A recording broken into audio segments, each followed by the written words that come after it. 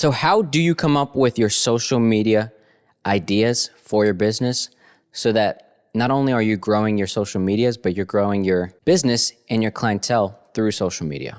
Well, the key is really to hone in on your target audience, who your ideal client is. So if you're just starting out your business or you don't own a business, then this video is not going to be helpful for you at all, because a prerequisite to all of this is having a really great understanding of your target audience, their desires, their pain points, and everything around what their life looks like and what they want it to look like. If you don't have a really great understanding of what that looks like, then unfortunately this video might not be too helpful for you.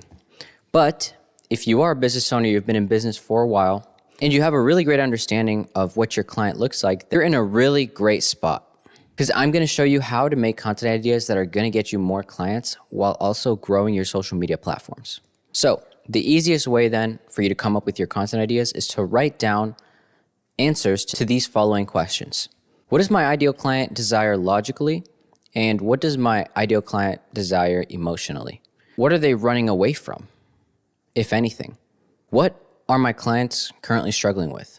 In their personal lives, in their business lives, in their career, in their relationships, what are those struggles? What does a day in the life of an ideal client look like?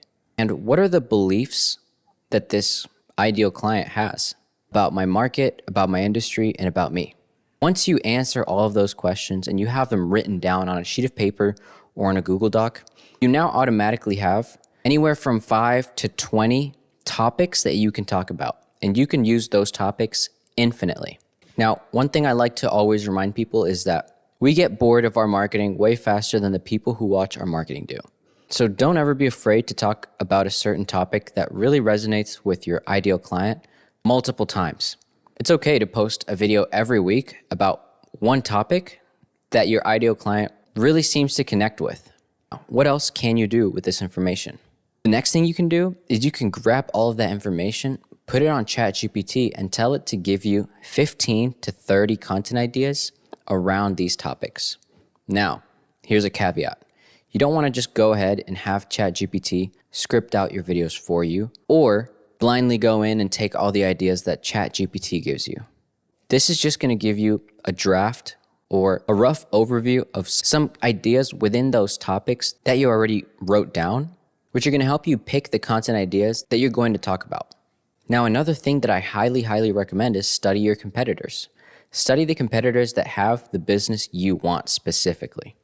So, for example, if you're a car detailer and you want to be a luxury car detailer, don't try and copy the other car detailers that aren't working on luxury cars. Yes, their marketing might work, especially if they're bigger than you or more successful than you.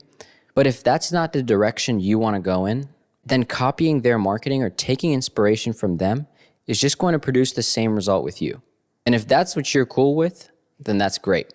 But if having more of a certain kind of client or customer is not what you want to do, and you want to move on to maybe bigger kinds of clients or other opportunities, then you need to keep that in mind whenever you're taking inspiration from other people.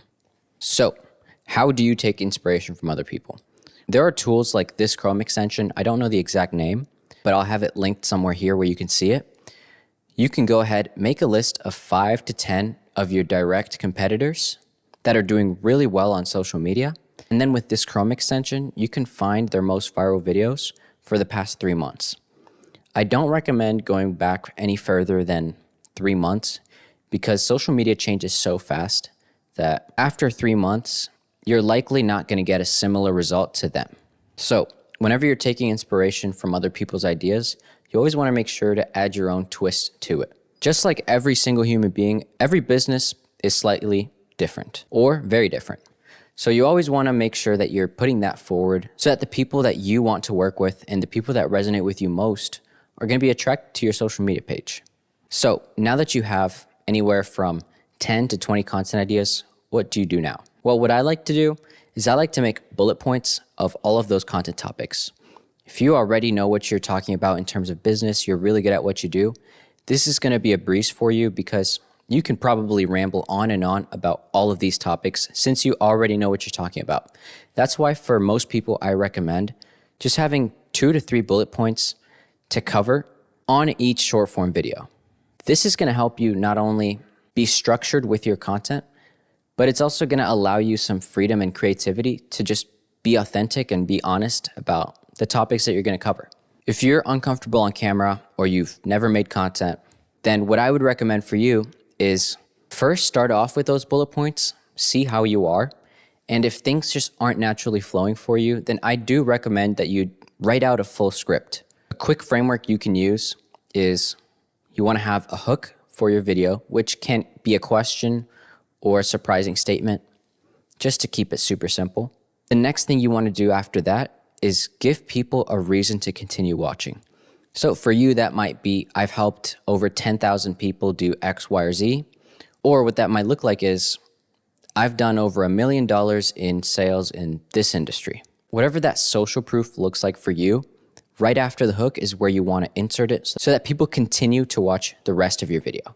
Next comes the body or the value of the video. This is where you talk about those topics that you were going to talk about, provide some sort of value in terms of information or entertainment. And finally, you want to have a call to action. Now, you don't have to have a call to action for every single video, but what a call to action is you're directing people on what to do next after they finish watching your video. So what that could look like is subscribe to my channel for more videos just like this. Or on Instagram, it can be comment the word sound and I'll send you the best templates that I have. But essentially at the end of the videos, you want to capture as much of that attention that you gained and direct people on what to do next. This is what's really going to help you grow your business and your brand, because all the views in the world don't matter if there are no next steps after your video. So you can follow that framework for all of the videos you make if you're going to follow a script.